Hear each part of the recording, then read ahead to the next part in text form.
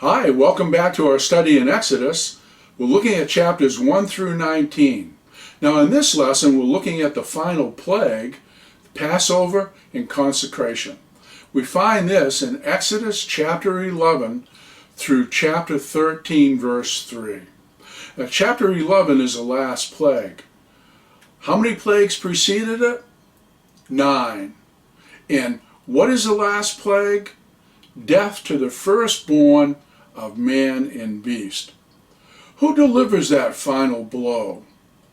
God does. Find that in Exodus 11 verse 1.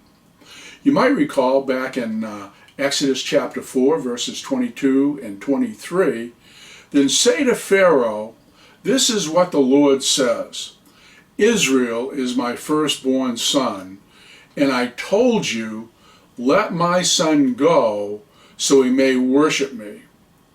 But you refuse to let him go, so I will kill your firstborn son. Now, the nation of Israel was instructed to ask for silver and gold jewelry. In essence, they got paid the wages that were due them. That's verse 2, chapter 11. In Exodus 12, 35 and 36, it confirms this. The Israelites did as Moses instructed and asked the Egyptians for articles of silver and gold and for clothing. The Lord had made the Egyptians favorably disposed towards the people, and they gave them what they asked. So they plundered the Egyptians. What was the wealth to be used for? Well, it was the building of the tabernacle, a tent, whose cost today would probably be in excess of $7 million. Can God provide ahead of time for his work? Well, of course he can. The downside to providing ahead of time is that the wealth can be misused. Israel made an idol, a golden calf. God would be honored by a church that operates on a cash basis. My friend, Dr. Lou Miller, who was pastor of First Baptist Church in Tequesta, Florida back in the 70s, built a church debt-free for over $2 million.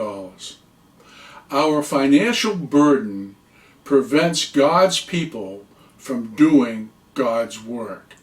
We need to be stewards of what God gives us. The biggest problem in homes is the mismanagement of money. We need to operate on a cash basis. Develop a budget, pay your credit cards off at the end of each month, and when you can't, get rid of your credit cards.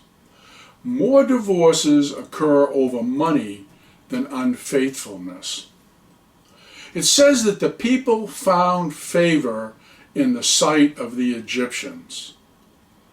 Psalm 106:46 says, he also made them objects of compassion in the presence of all their captors. Israel was rebellious, but the Lord delivered them. Moses was highly esteemed by the Egyptians. Deuteronomy 34:10 through 12 says, since that time no prophet has risen in Israel like Moses, whom the Lord knew face to face, for all the signs and wonders which the Lord sent him to perform in the land of Egypt against Pharaoh, all his servants and all his land, and for all the mighty power and for all the great terror which Moses performed in the sight of all Israel. God makes a distinction between Israel and Egypt. There was judgment only on Egypt and redemption and blessing for Israel. Exodus chapter 11 verses 4 through 7. In chapter 2 verse 12, 1 through 28, we see the instruction for participation in the Passover. How important is the Passover? Well, it's the climax of the Old Testament, and it is as central to the Old Testament as the cross is to the New Testament. God tells Israel to start a new calendar. That's found in Exodus 12, verses 1 and 2. Did you get a new calendar in your life? Well, if you were born again, you got a new calendar. Israel was instructed to take a lamb on the 10th day of the month. Jesus entered Jerusalem on the 10th day of the same month. The lamb is the most innocent animal. Lambs were worshipped by the Egyptians. Exodus 12, verse 3. It had to be an unblemished male, verse 5. Was Jesus free from sin? Well, 1 Peter 1:19 says, "You were redeemed with the precious blood is of a lamb unblemished and spotless, the blood of Christ." The lamb had to be 1 year old, indicating that it had reached maturity. The lamb had to be inspected. Wasn't Jesus inspected by Annas, Caiaphas, Herod, and the people? It was to be killed at twilight, Exodus 12:6. The lamb had to be tied to the altar at 9 a.m. and slaughtered at 3 p.m. Jesus was led out to be crucified at 9 a.m. and died at 3 p.m. The lamb had to be killed publicly by the high priest, who ended his invocation by saying, "It is finished." They were told to put the blood on the 2 doorposts in the lintel, verse 7. In the past 3 plagues, Israel was spared from judgment, but it's only through the Passover lamb that they were actually redeemed. God said, "When I see the blood, I will pass over." In Revelation 9:4, the locusts were told not to harm the grass of the earth or any plant or tree, but only those people who did not have the seal of God on their foreheads. If a family said that they didn't believe you had to apply the blood, what was the result? Death to the firstborn. If a family said, "Let's use that sick, scraggly lamb, he's going to die soon anyways, hey, God won't know, we'll apply his blood," what was the result? Death. Another family says, "We don't like the idea of blood, so we'll take our blue ribbon lamb and tie him on the porch." What was the result? Death. Another family just got a new paint job on their house, and they worry what the neighbors might think, so they put the blood from an innocent lamb in a pot on their porch, saying that God will understand. Result? Death. Why? Because God requires perfection and exactness. How many ways are there to get to heaven? There's only one way. The cross of Jesus, where the innocent Lamb of God died. Notice that the blood was not applied to the threshold. The blood is not to be trampled on. What if you put out a pot of gold and silver on the porch? What was the result? Well, the death angel didn't stop to ask if the family was wealthy, cultured, takes communion, or believe it or not, didn't even ask if they were Baptist. What was the only concern? Whether or not the blood was obediently applied. So let's visit 3 homes during this plague. In the first home, A son goes to his unbelieving dad. He says, "Dad, I'm the firstborn son, and I'm really scared because everyone's saying that the blood has to be applied to the doorposts." The father replies, "Let me give you the facts of life, son. Don't be scared of these religious crackpots. Now don't worry, I'm right here." The son goes to bed and rests well, but in false hope. The next day, this boy who made the word of his father his peace is dead. In the second home is a God-fearing dad who's applied the blood as directed. His firstborn son comes to him petrified, scared of his possible death. The dad reassures him that as a family they followed the commandment from God. The son goes to bed, but he can't rest. He's worried, scared. All night he tosses and turns.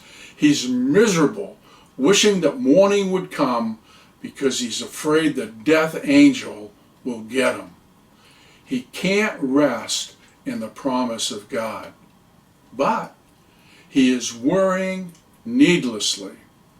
If you've been born again and are worrying about judgment, you are worrying needlessly about something that's already been taken care of. Now, in the third house is a believing family. The father says, "Enjoy the feast." They're all certain of God's promise and rest well because they trust God. It is a tragic sin not to be assured of your salvation. If you have accepted Jesus is Lord, boss of your life, you can have assurance that you are saved. Your salvation is not dependent on you, but on Jesus. And as long as Jesus never sins, you are free. Ours is not a hope-so faith.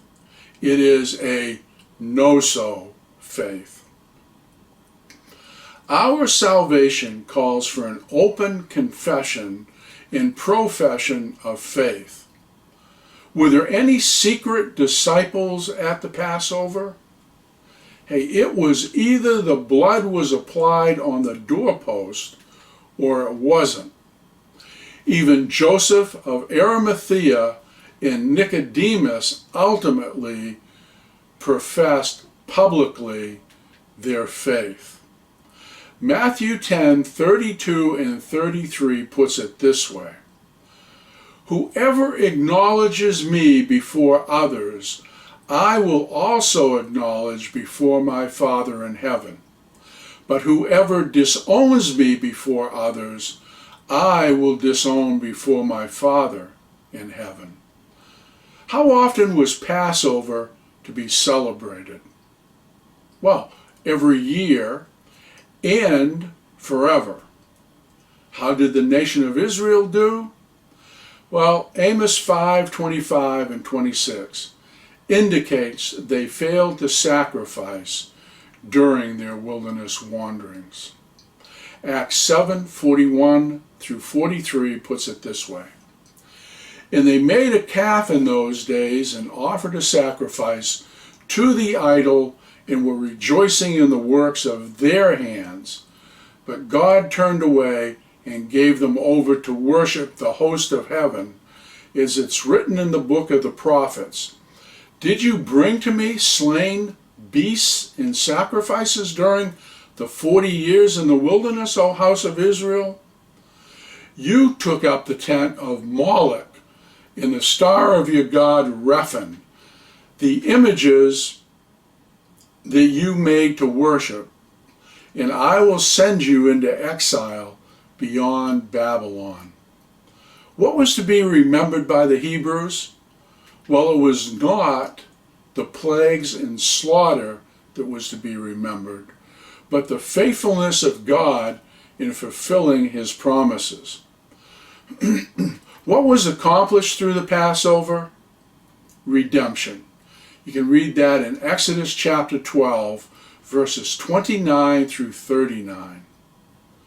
Verse 29, at midnight, God halved the minute, what was and what was to be. The initial state ended with the night's first half, and the state affected by his action began with the onset of the second half. Verse 30 indicates that there was a great cry in Egypt, a cry of lamentation and anguish in the darkness and gloom. In verses 31 through 37, Pharaoh says, "Hit the road, Moses, and don't you come back no more." So much for the compromises. Keep them busy, stay in the land, don't go far away, let only the men leave your flocks behind. Verse 38, a mixed multitude went with Israel. They saw the miracles, but didn't believe, wouldn't make a commitment, and ended up being a bunch of troublemakers. You see them in the church as members. They join, but they're not born again. Matthew 7:21 to 23 says, "Not everyone who says to me, 'Lord, Lord,' will enter the kingdom of heaven, but the one who does the will of my Father who is in heaven. On that day, many will say to me, 'Lord, Lord, did we not prophesy in your name, and cast out demons in your name, and do mighty works in your name?' And then will I declare to them, 'I never knew you. Depart from me, you workers of lawlessness.'" Now verse 37 indicates that about 600,000 men left. A male had to be at least 20 years old to be considered a man. How long did Israel live in Egypt? 430 years. Israel's firstborn were sanctified to God in chapter 13, verses 1 through 3. The firstborn of Egypt died. The gods of Egypt had always claimed the firstborn as their own. Now God claims the firstborn of Israel as his own. In chapter 4, verse 23, he says, "Let my son go that he may serve me, but you have refused to let him go. Behold, I will kill your son, your firstborn." There's a declaration of independence, free at last, broken away from Pharaoh, but they need to be educated, and it's the same thing in the church. Thank you for joining me. Our next lesson is the training of a man. I hope you'll watch it. Thank you again.